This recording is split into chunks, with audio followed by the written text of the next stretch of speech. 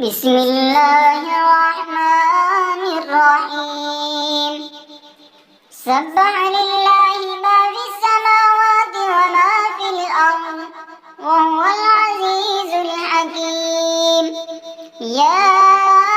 أيها الذين آمنوا لم تقولون ما لا تفعلون كبر مقتا عند الله أن تقولوا ما لا تفعلون إن الله يحب الذين يقاتلون في سبيله صفا كأنهم بنيان مرصوص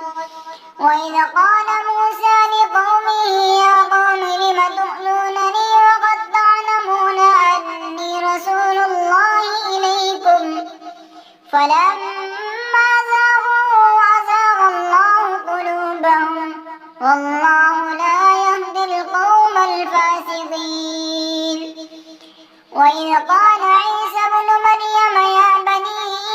إسرائيل إني رسول الله إليكم مصدقا لما بين يدي من التوراة ومبشرا برسول يأتي من بعد اسمه أحمد فلما جاءهم بالبينات قالوا هذا سحر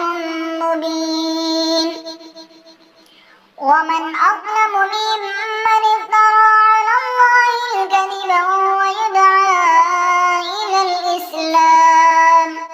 والله لا يهدي القوم الظالمين يريدون ليطفئوا نور الله بأفواههم والله متم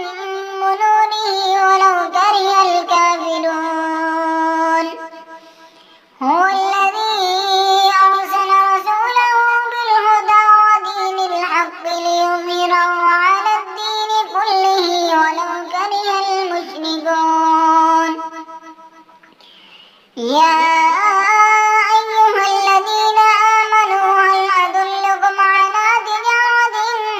تنجيكم من عذاب أليم